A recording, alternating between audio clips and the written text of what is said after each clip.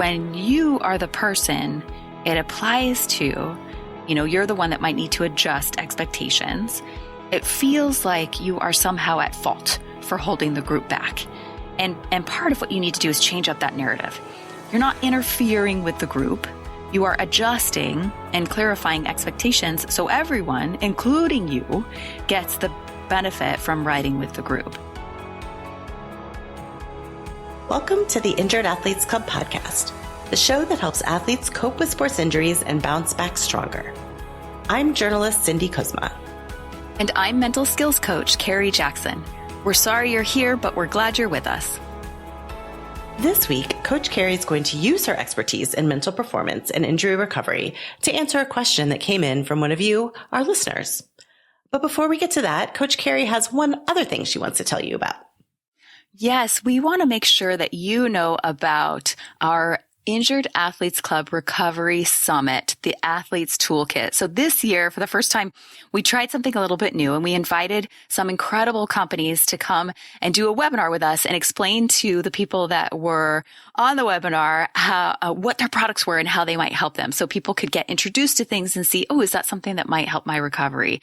There's so many different products and services out there, and it can get really overwhelming. And as an injured athlete, you're trying to figure out what can I do? Am I doing all the things I could do to really help myself in my recovery? And sometimes it's just overwhelming, all the different things that are out there. Or sometimes you just don't even know that something's out there that might be beneficial. So we invited 3 incredible companies, Lever Movement, Better Guards, and Fluid Running. And you can check out that webinar for free if you head over to buymeacoffee.com/rebound and click on extras. And when you get there, you'll see a recording of the Recovery Summit. And when you watch it, you can check out what those products are, see if it's something that would benefit from you. And they each also provide a discount code, so you can get a nice little discount if you decide, I think I might want to try that out. So that is our resource for you this week.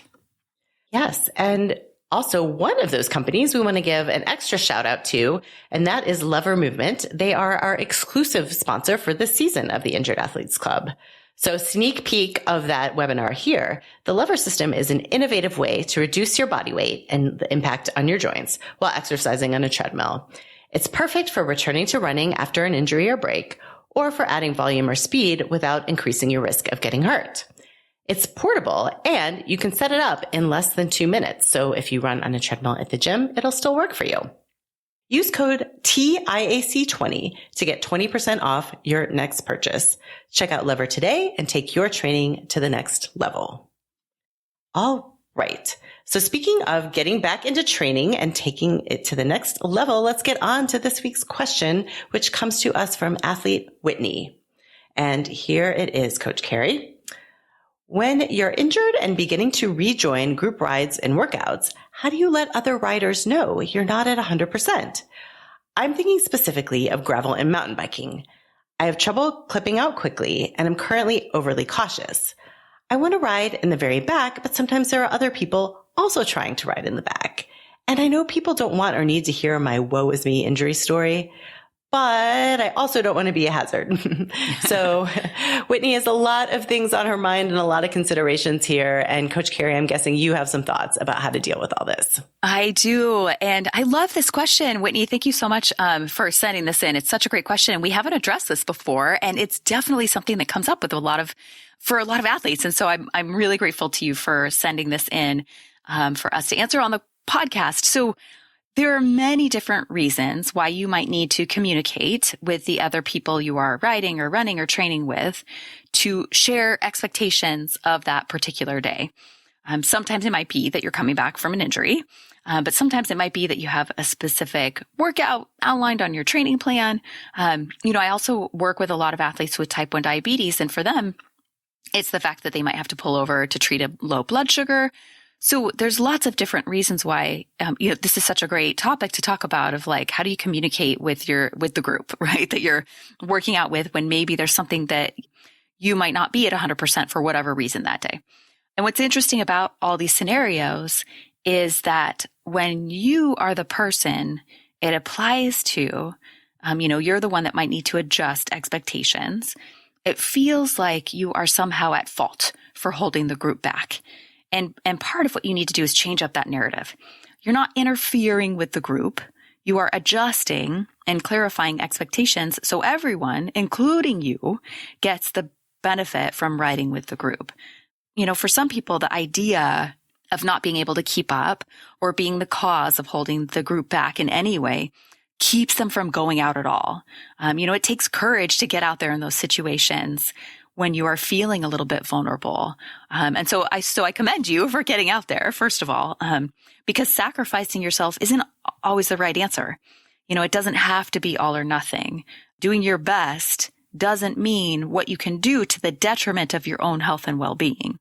Doing your best means, what am I capable of right now in this moment, in this body, and under these specific circumstances? It might be true that your best is less than someone else's best at this moment, but there will be a time when the reverse might be true as well, right? This isn't something, it might be something unique to you right now in this moment, but it's not necessarily something unique to you in the group over the entire period of everyone's athletic life, right? So I love that you're trying to balance out that line between the woe is me and not being a hazard. It tells me that you're a conscientious person that is aware of the needs of others. However, I want to be sure that you're also aware of the needs of yourself and know that both are equal and important. It's not about one over the other. It's about how do we address the needs of both. So it's really important to have a conversation up front to establish expectations. This conversation can happen as you gather right before your ride, or if you use some type of text thread to communicate with each other ahead of time, then you could do that a day or two before. And you just want to ask, establish the expectations. Is this a no drop ride or an every person for themselves ride? And if it's a no drop ride, is there an established time frame for how long you hang out once the last person shows up? Because groups are notorious for taking off the second that the last person shows up, and we know how crappy that feels. But just know that it's okay to have the conversation. I think oftentimes we avoid having the conversation. Don't avoid the conversation. Have the conversation. Oftentimes people avoid it because they don't want to feel uncomfortable, or they don't want to make anyone else feel uncomfortable. Having the conversation doesn't mean that you're being a nuisance or being needy. It means that you're communicating. That's it. You let other riders know you're not 100% by letting them know you're not 100%, right? That's how you do it. You let them know by being willing to have the conversation and figuring out the best strategy for the day. And you need to be specific with what you need and specific with the type of support that works best for you. So an example of that might be, if there are other people that are in similar situations and self-selecting to ride in the back, and you're concerned about someone being behind you and not being able to clip out quick enough for them to stop, then you establish that there needs to be a certain distance between you, right? You have the conversation so you can work out together and everyone gets to go out and have fun. Right. So I hope this helps. I can't, you have to let us know how it goes if you have that conversation and how it went. And hopefully you have some good nuggets in here to try out the next time you head out for your group ride. Yeah. Great advice, Coach Carrie. As always, thanks so much. And yeah, I'm seeing an awesome new series of previous question askers reporting back on how it all went for them. I love that. I would love that. Oh, man. Whitney, thank you so much for sending in that question. And Coach Carrie, as always, we're grateful for your expertise. Thank you also to Jeremy Nessel for editing this episode of the Injured Athletes Club, as well as every other episode of the Injured Athletes Club ever. We are grateful too to Lever Movement, our sponsor, for making this season possible. Definitely click through the show notes to learn more about the Lever system.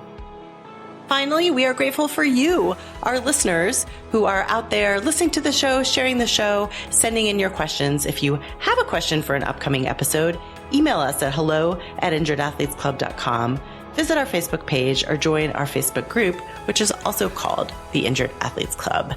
And that group, by the way, is just an awesome source of support and advice and just camaraderie. There's a real sense there that other people get it, and they do because they've been there, whether they're there now or whether there's someone else on the group ride who was there in the past. You'll find them there in the Injured Athletes Club. So you can get links to that group, to past episodes of the show, to anything and everything else we have mentioned on our website, injuredathletesclub.com. Thanks, and we'll see you there.